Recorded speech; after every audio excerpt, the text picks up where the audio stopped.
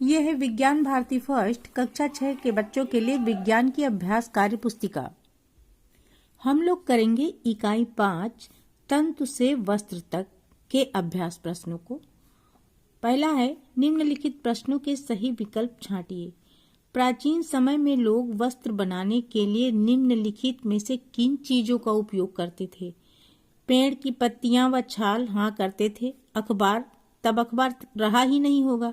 धातु की पतली चादर, ये भी नहीं। जानवरों की खाल, हाँ इसका भी उपयोग करते थे।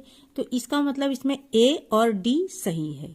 तो विकल्प में ए और डी ये दिया है 4 नंबर पे, इसको हम सही कर देंगे। फिर दूसरा है, मतलब खा है इसका, जूट के रेशे पौधे के किस भाग से प्राप्त किए जाते हैं? तो जूट के रेशे मिलते हैं पौधे के तने से। कपड़ा प्राप्त करने का सही क्रम है।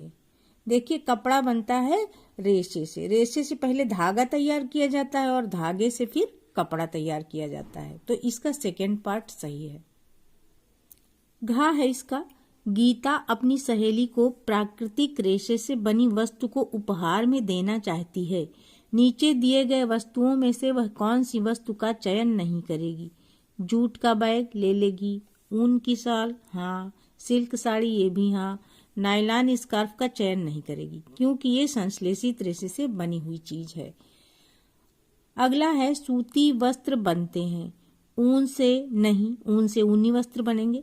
कपास से बनते हैं सूती वस्त्र और रेशम के धागे से रेशमी हो जाएंगे। जूट से तो अन्य सामान्य बनती, इसलिए इसका सेकेंड ही सही है। प्रश्न 2 में हमें रिक्त स्थानों की पूर्ति करनी है। तो का नंबर है, ये और ये पादप रेशे हैं, तो रुई और जूट पादप रेशे होते हैं। पावर हैंडलूम द्वारा सूती वस्त्रों की बुनाई की जाती है। पटसन के रेशे इसके पौधे के तने से प्राप्त किए जाते हैं। तीसरा प्रश्न है, निम्नलिखित प्रश्नों के उत्तर लिखिए। का पार्ट है, बुनाई तथा बंधाई में क्या अंतर है? तो धागे के 2 सेटों से वस्त्र बनाने की प्रक्रिया बुनाई है, जबकि बंधाई एकल धागे से वस्त्र बनाने की प्रक्रिया को कहते हैं। खा प्रश्न है, प्राकृतिक तथा संश्लेषित रेशों में क्या अंतर है? प्राकृतिक रेशे प्राकृतिक चीजों से प्राप्त होते हैं, जबकि संश्लेषित या कृत्रिम रेशों का निर्माण मनुष्य कृत्रिम तरीकों से करता है। अब गा है, पटसन की फसल को पुष्पन अवस्था में ही क्यों काटा जाता है? क्योंकि पुष्पन अवस्था में ही पटसन के तनों से लचीले तथा मजबूत जूट के रेशे प्राप्त होते हैं, इसलिए। घा पार्ट है, पटसन से प्राप्त रेशों के गुण लिखिए। तो पटसन से प्राप्त रेशे लंबे, चिकने और काफी मजबूत होते हैं। फिर है, धागे की कताई कैसे की जाती है? तो रुई के पुंज से रेशों को खींचकर ऐंठा जाता है। ऐसा करने से रेशे पास पास आ जाते हैं और धागा बन जाता है। 4 नंबर प्रश्न है, निम्नलिखित फ्लो चार्ट को भरिए। यहाँ लिखा हुआ है रेशा।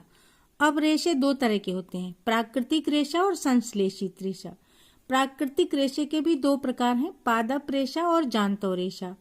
इधर संश्लेषित रेशे में 3 कॉलम बने हैं। नायलॉन यहाँ लिखा है, तो हमें 2 और संश्लेषित रेशे में लिख देना है, पॉलिएस्टर और रेयान हमने लिख दिया है।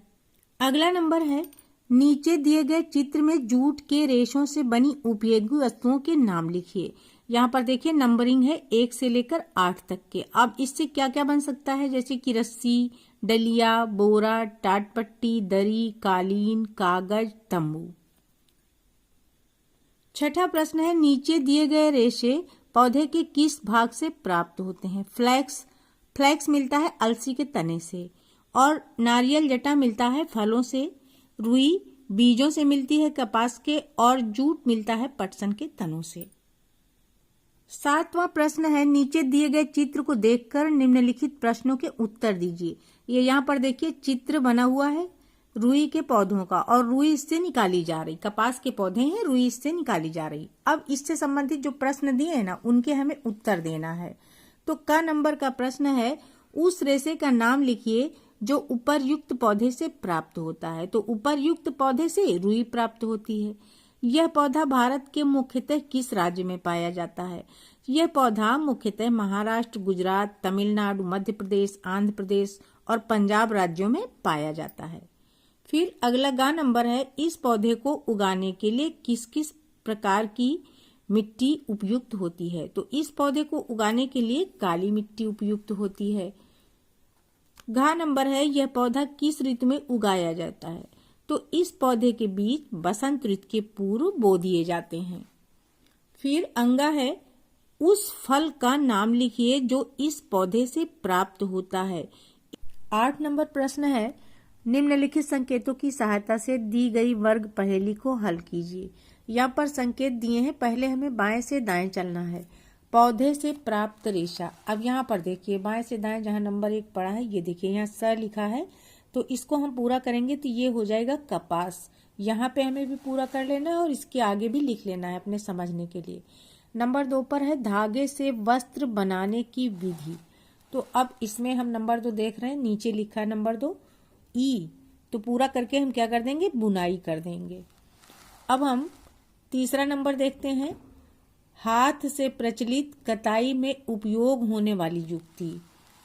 तो यहाँ नीचे आते हैं 3 नंबर पे, यहाँ बीच में र लिखा है, इसको हम पूरा करेंगे तो ये हो जाएगा चरखा।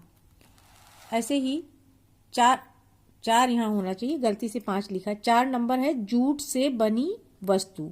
अब यहाँ 5 लिखा है तो इन्होंने इसमें भी 5 ही लिख दिया है। जूट से बनी वस्तु, यहाँ रा लिखा है, इसको हमने बो कर दिया तो बोरा हो गया, और यहाँ भी हमने बोरा लिख दिया। अब हमें ऊपर से नीचे चलना है वर्ग पहेली में। रेशे से धागा बनाने की प्रक्रिया।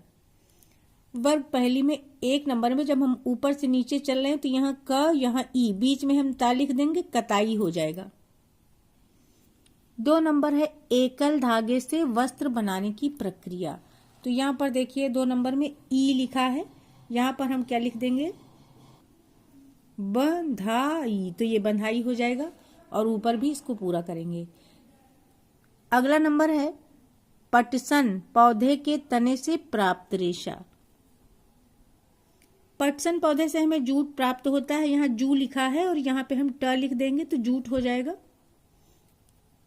6 नंबर पे कह रहे हैं संश्लेषित रेशा है, तो यहाँ पर देख रहे हैं खाली ला लिखा है और 4 अक्षर का हमें शब्द देना है, तो संश्लेषित रेशा हम यहाँ पर नायलॉन लिख सकते हैं। इस तरह से हमारी वर्ग पहेली कंप्लीट हो गई है।